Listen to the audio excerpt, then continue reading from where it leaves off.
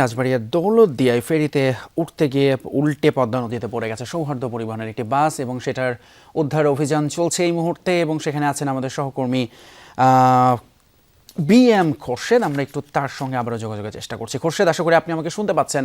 একটু আপনার কাছে উদ্ধার কাজের সবশেষ চিত্র জানতে চাই। ৬ জনের মরদেহের খবর আমরা জানতে পেরেছি, আরও শঙ্কা আছে কিনা, নিখোঁজ কতজন এবং বাসটি পানি থেকে পুরোপুরি উপরে তোলা গেছে কিনা জানাবেন। তিতুমির পুরোপুরি বাসটি কিন্তু এখন আসলে দৃশ্যমান হয়েছে। কিছুক্ষণ আগেই বাসটি টেনে তোলা হয়েছে উদ্ধার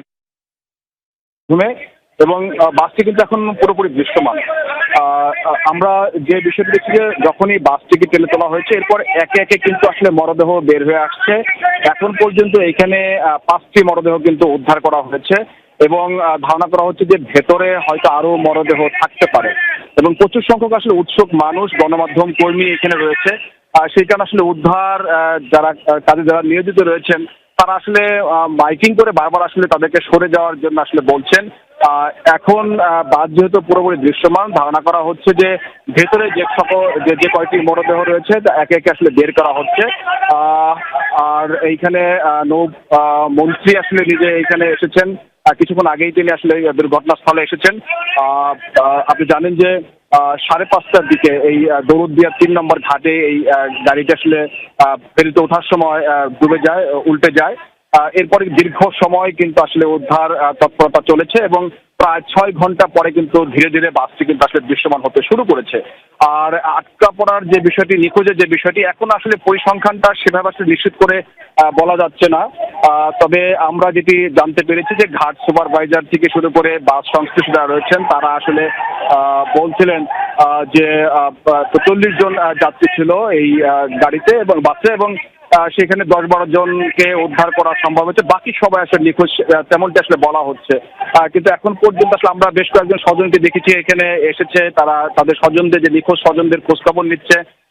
জেলা প্রশাসনের পক্ষ থেকে বলা হচ্ছে যে তারা একটা তালিকাও করার চেষ্টা করছেন যে নিখোঁজ যারা রয়েছেন। তবে এখন আসলে আমাদেরকে আসলে কোনো পক্ষ থেকে আসলে নিশ্চিত করে বলতে পারেননি যে আসলে মোট কতজন যাত্রী ছিল এবং কতজন আসলে নিখোঁজ রয়েছে। সেটি আসলে হয়তোবা এই উদ্ধার কাজ যেহেতু বাসটি দৃশ্যমান হয়েছে, মরদেহ যেহেতু আসতে শুরু করেছে, যেহেতু সেখানে আর আমরা দেখছি যে যারা এখানে অপেক্ষমান যারা রয়েছেন তারা মাঝে মধ্যেই আসলে খুব ক্ষিপ্ত হয়ে উঠছেন, কারণ উদ্ধার কাজে এখানে আসলে বিলম্ব হচ্ছে সেই বিষয়টি।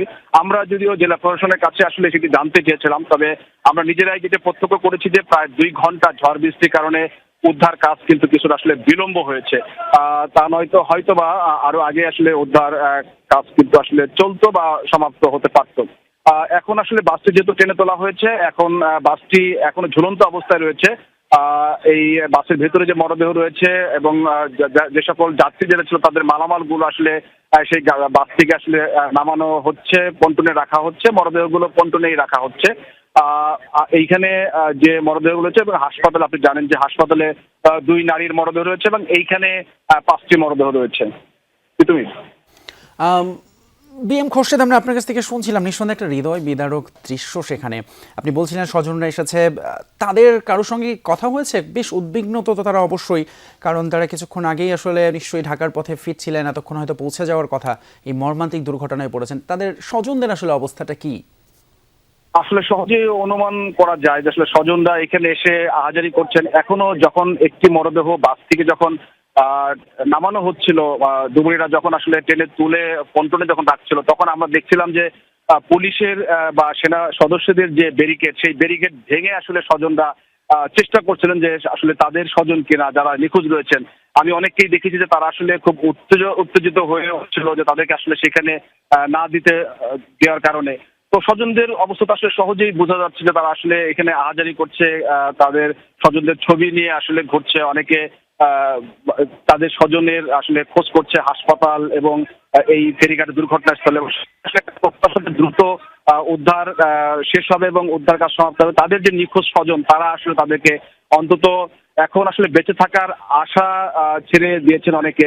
অন্তত মরদেহটা হলেও তারা আসলে বুঝে নিতে চান, আসলে স্বজনের শেষ মরদেহটা আসলে তারা আসলে দেখতে চান। তুমি